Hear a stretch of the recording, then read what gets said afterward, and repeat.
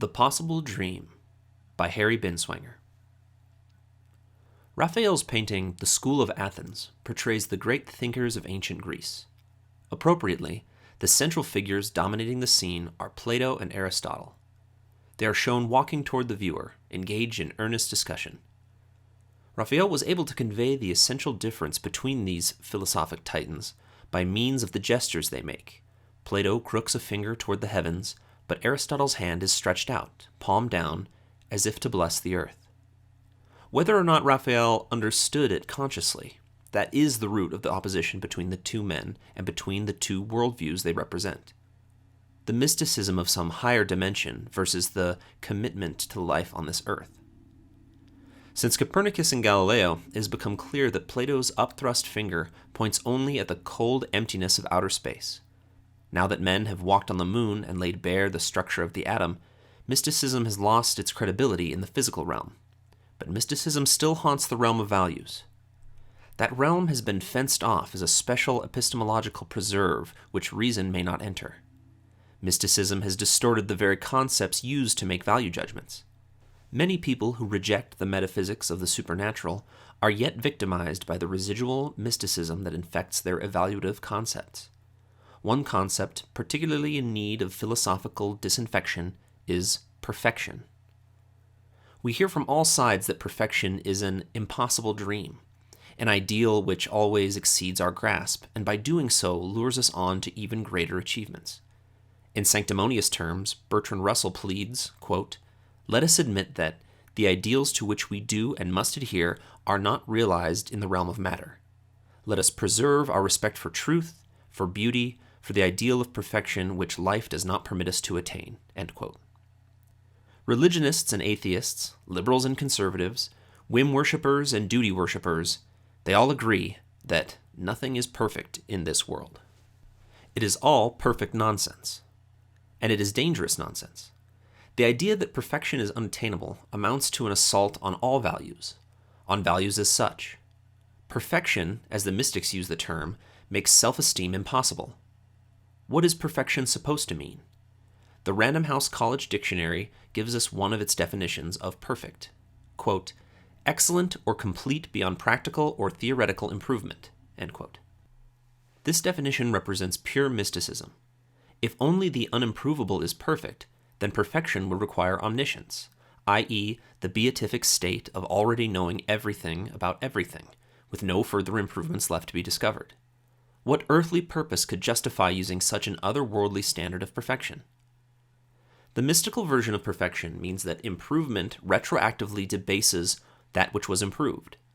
This idea takes progress, which is actually the path from achievement to achievement, and converts it into a treadmill on which man moves from flaw to flaw in a hopeless quest for the perfection that lies at infinity.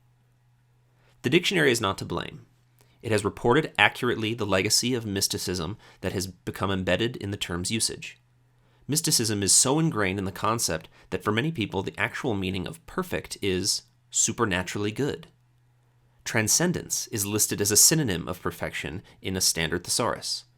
On this view, to be is to be imperfect. The philosopher who is primarily responsible for the mystical version of perfection is Plato.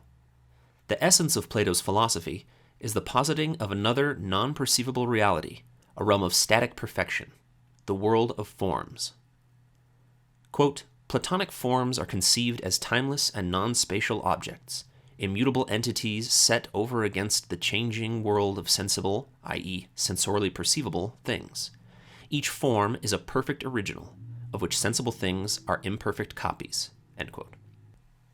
Plato insisted that the perfection of an ideal, a form, has nothing at all to do with the possibility of its attainment in this world. In the Republic, Plato asks us to imagine a painting of the ideally beautiful man. The perfection of his beauty, Plato holds, would not be diminished even if it were, quote, "not able to prove that it is actually possible for such a man to exist." End quote.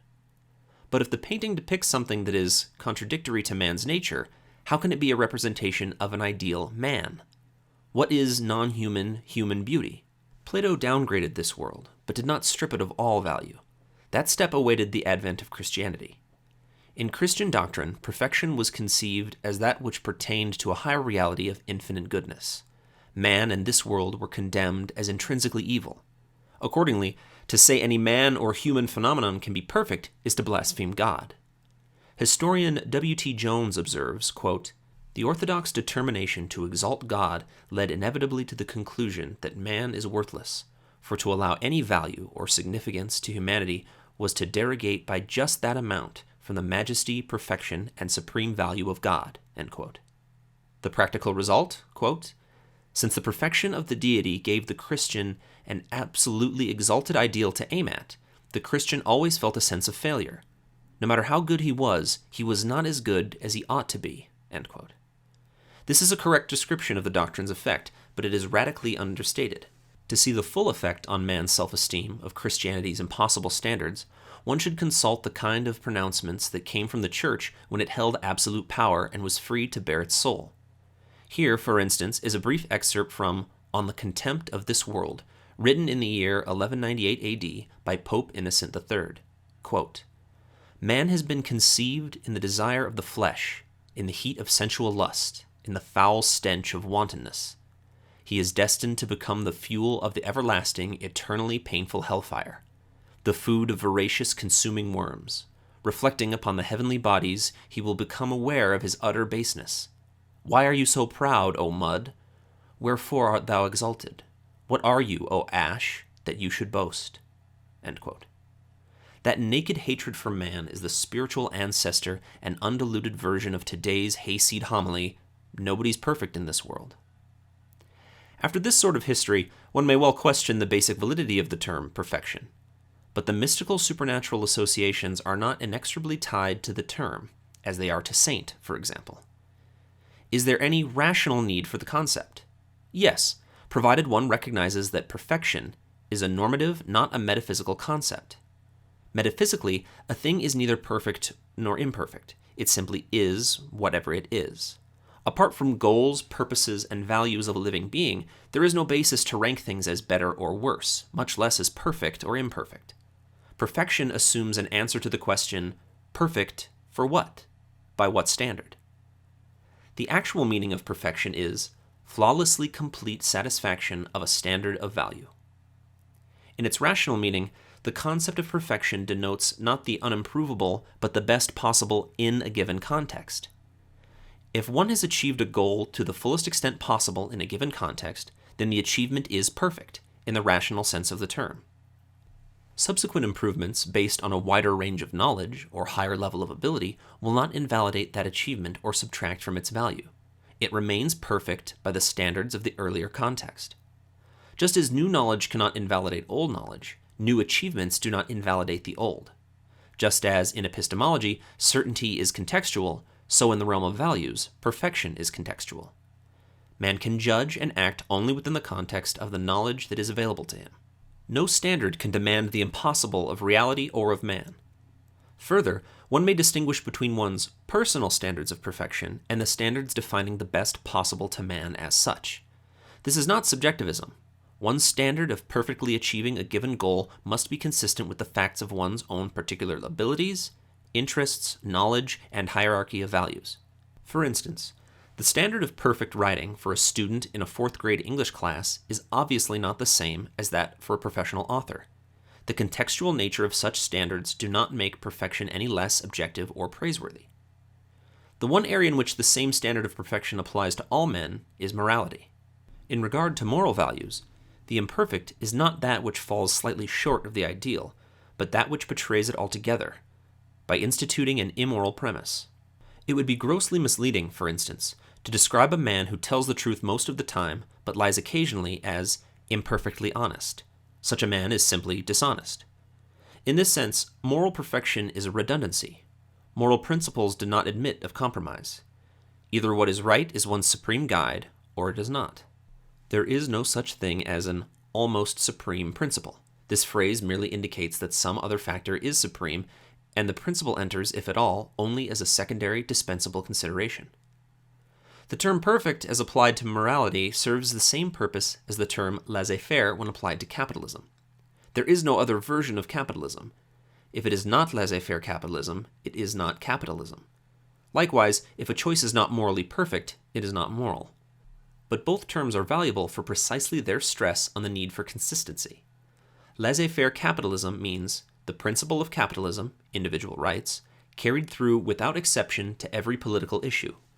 Moral perfection means the principle of morality, the commitment to reason, carried through without exception to every choice one confronts.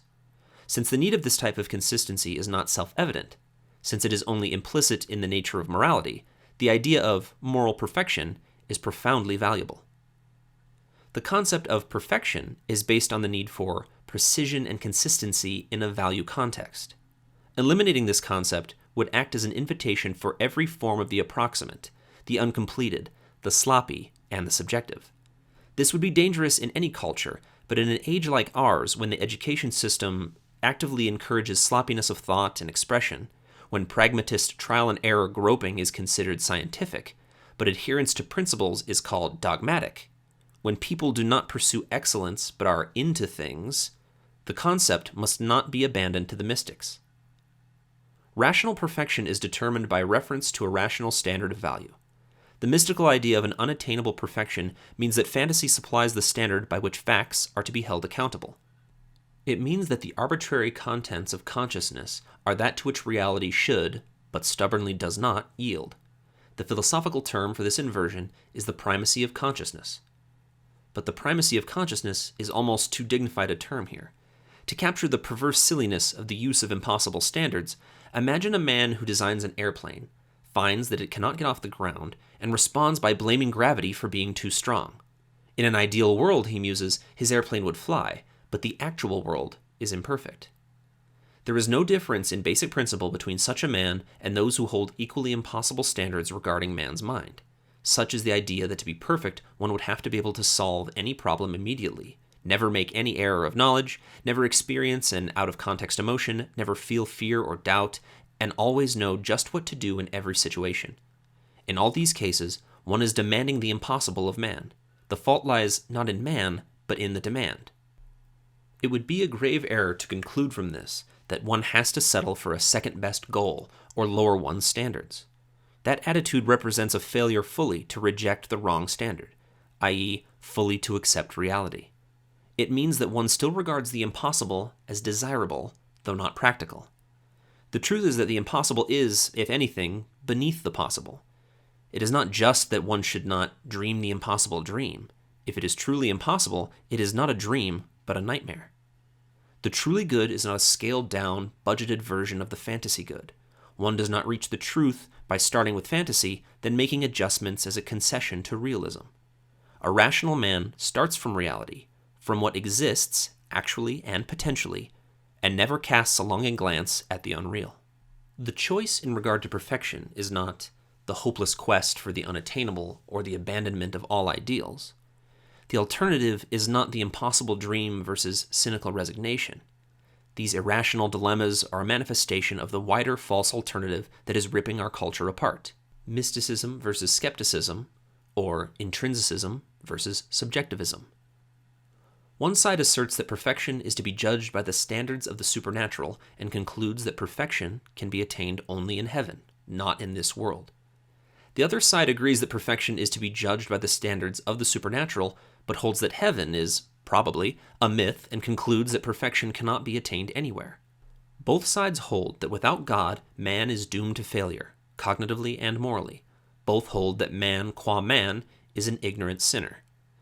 It does no good to reject the mystics' metaphysics while retaining their epistemology and ethics, i.e., to cling to otherworldly standards without the other world.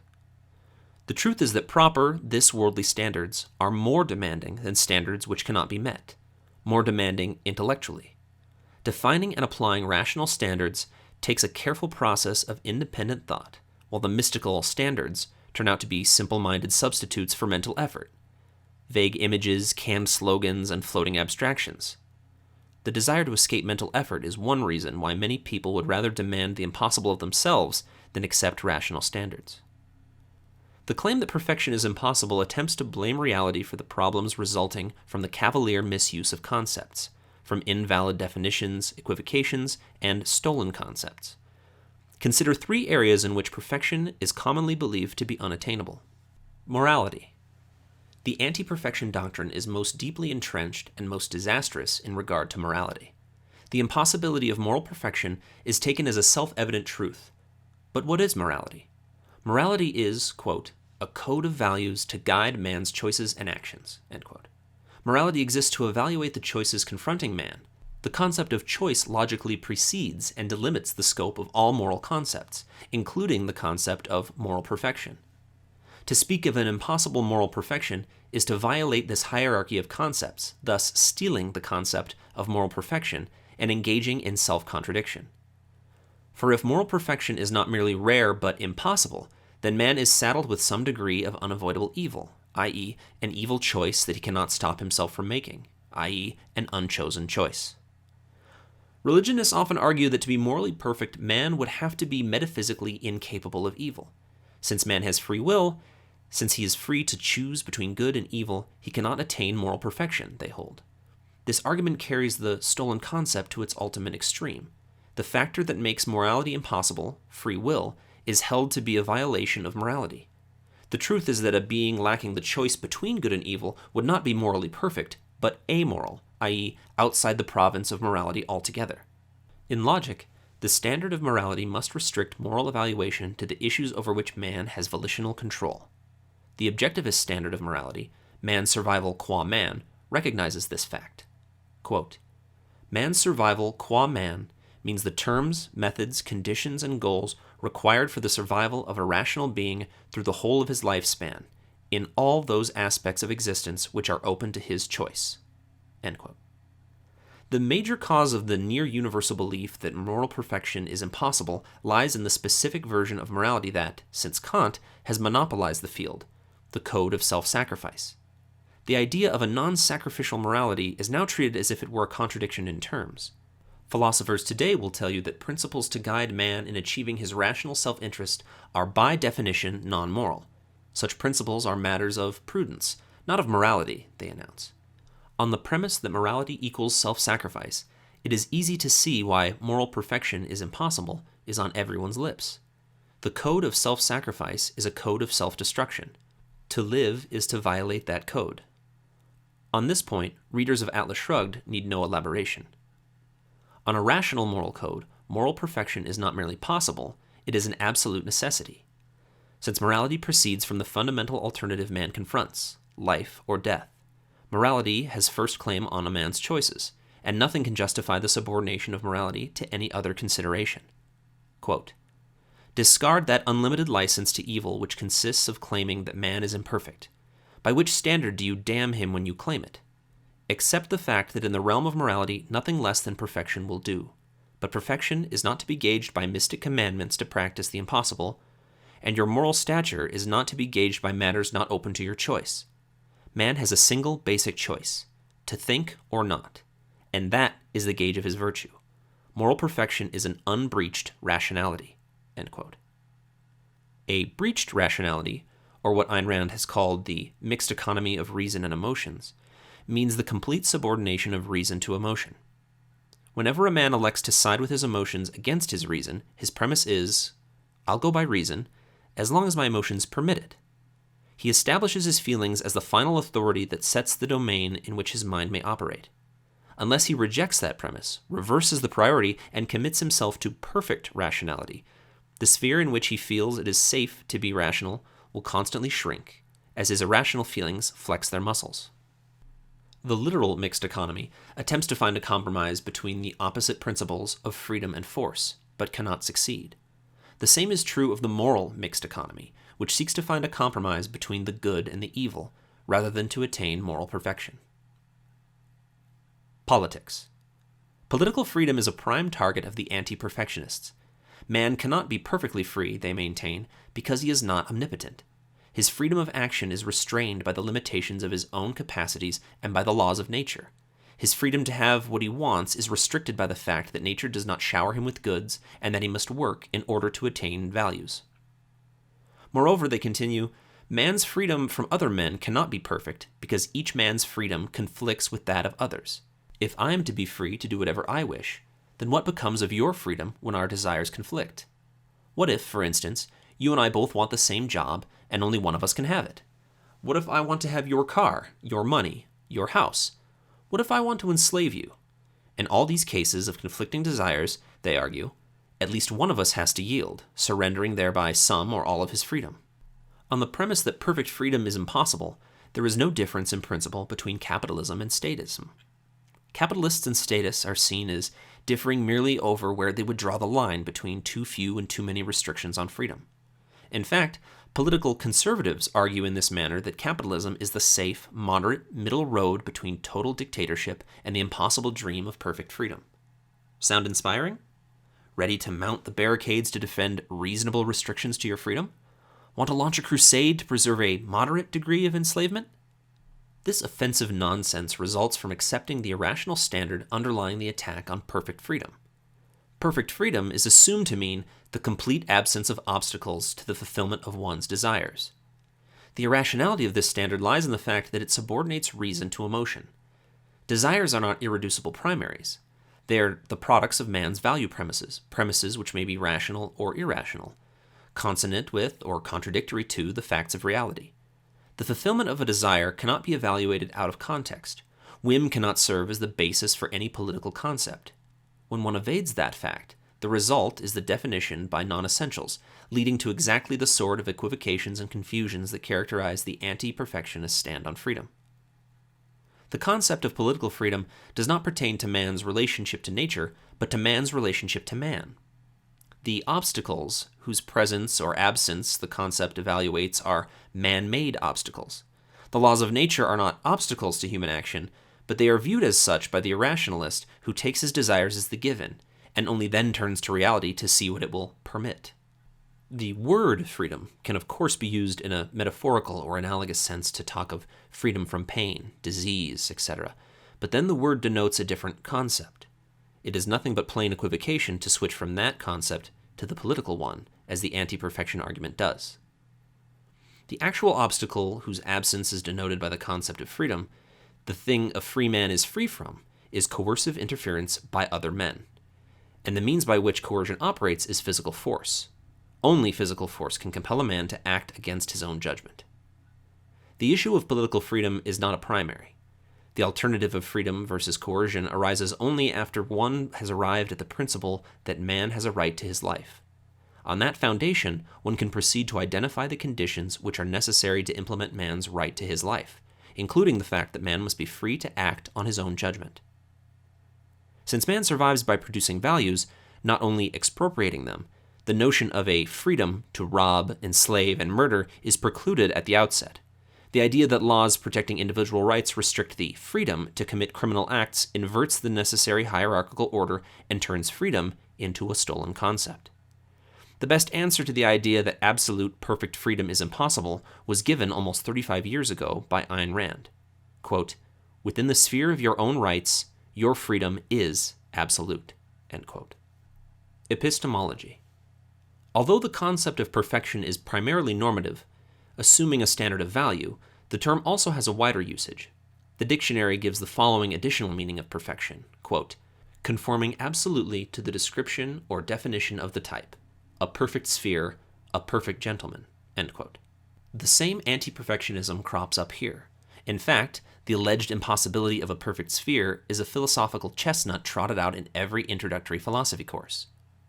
The argument is that no matter how nearly perfect a sphere seems to be, some deviation from perfect roundness will always be present. If an apparently perfect sphere, such as a new billiard ball, is examined under a powerful microscope, flaws will be observed, and ultimately the billiard ball is composed of molecules that are in constant vibratory motion due to heat energy. Thus, the billiard ball's shape, far from being perfectly spherical, is constantly undergoing very tiny changes. Conclusion: the mathematically perfect sphere is an idealization that is never realized in the physical world. By extending this line of argument and applying it to tables, organisms, etc., philosophers can prove that all concepts apply only imperfectly to reality, that nothing conforms absolutely to any concept's definition, that what we think of as knowledge is merely approximations built on approximations, and that no one has the right to demand precision, absolutes, or say, "it is," about anything in the world. The fallacy here is context switching. What one sees under a microscope is not relevant to the concept of sphere, which is formed to denote precisely the sort of shape possessed by billiard balls. A billiard ball is a perfect sphere by a rational contextual standard. A perfect sphere means a sphere that is flawless in the context of man's form of perception. To a sub-amoeba living on the molecular level, if such an organism existed, a billiard ball would be a galaxy, an astronomically large pulsating collection of entities. But what does that have to do with man? Man's concept of sphere refers to a human scale, the scale in which man grasps and deals with reality. All concepts, including the farthest reaches of mathematical abstraction, are derived from the perceptual level of man's awareness, and all standards of perfection must be consistent with this fact. To borrow a passage from Introduction to Objectivist Epistemology, quote, "It is here that Protagoras' old dictum may be given a new meaning, the opposite of the one he intended. Man is the measure of all things. Man is the measure epistemologically, not metaphysically. In regard to human knowledge, man has to be the measure, since he has to bring all things into the realm of the humanly knowable." End quote. The alleged impossibility of attaining perfection is invoked when an idea or standard conflicts with reality. We are expected to swallow the contradiction rather than to correct the idea or standard. In this regard, "you cannot have perfection" functions in the same manner as such familiar catchphrases as, "that may be good in theory, but it's bad in practice." "Nothing is black or white," and "there are no simple answers." In each case, the underlying message is, theories, principles, and standards cannot be applied to the problems of real life. The realistic man, we are told, recognizes that reason is only an approximate or partial guide. To be practical, one must not insist on consistency, which is merely the hobgoblin of little minds.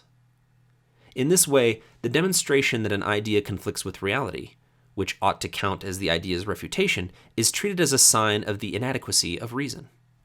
As an unattainable perfection undercuts reason in epistemology, so it undercuts virtue in ethics. For the conscientious man, the acceptance of an impossible standard of moral perfection sets his best trait, his idealism, against himself. The more he strives to be good, the more guilt he experiences from his inevitable failures to achieve the impossible. His own pride, his own moral ambitiousness, becomes his worst enemy. But for the man who is indifferent to moral values, the impossible standard carries no such penalty. In fact, the setup serves as an excuse for such a man's indulgence in actual evil. He comes to have a vested interest in the doctrine that perfection is unattainable. He is eager to hear that there is no difference in principle between himself and the greatest hero. Both are held guilty, the difference being only one of degree. The impossible standard ensures that every hero will turn out to have a feet of clay, for the standard equates human flesh with clay, i.e., it damns man for being man. The impossible standard protects the evil man from condemnation. It guarantees that there will be no one without sin to cast the first stone. Men would rebel if they were told that the good must surrender to the evil, that the good has no rights by virtue of the fact that it is good, while any demand made by the evil must be honored because it is the evil. But tell them instead that no one can be perfectly moral, and they leap to agree, thereby instituting the same inversion of morality quietly and by degrees. For, quote, "when men reduce their virtues to the approximate, then evil acquires the force of an absolute. When loyalty to an unyielding purpose is dropped by the virtuous, it's picked up by the scoundrels, and you get the indecent spectacle of a cringing, bargaining, traitorous good and a self-righteous, uncompromising evil." End quote. As proof of the accuracy of this analysis, just recall the last 35 years of America's foreign policy. This brings us to the political motive for the anti-perfection attitude. By infecting man with unavoidable guilt, the mystics and collectivists aim to deprive man of the moral certainty required to assert his rights. Do you recall the scene in which Lillian Reardon attempts to prevent Hank Reardon from defending himself at his trial? Quote, "I think you should remember that it's not for you to make a stand on any sort of principle. I think you should abandon the illusion of your own perfection, which you know full well to be an illusion. The day of the hero is past. Human beings are no longer expected to be saints, nor to be punished for their sins. Nobody is right or wrong. We're all in it together, we're all human, and the human is the imperfect." End quote. And do you recall Ayn Rand's analysis of the motive behind the collectivist ideal enunciated in the papal encyclical Populorum Progressio? Quote, "It is not intended to be accepted and practiced. It is intended to be accepted and broken. Men who accept as an ideal an irrational goal which they cannot achieve never lift their heads thereafter, and never discover that their bowed heads were the only goal to be achieved." End quote. It was not always thus. There was a time in which unbowed heroes, armed with an inviolate confidence in the perfect justice of their cause, declared their right to life, liberty, and the pursuit of happiness. And for the support of this declaration, they wrote, "We mutually pledge to each other our lives, our fortunes, and our sacred honor." It is precisely the sanctity of a man's honor, with the self-assertiveness it makes possible, that the anti-perfectionists seek to destroy. Such honor is impossible to an imperfect being, but not, as the Founding Fathers proved, to man.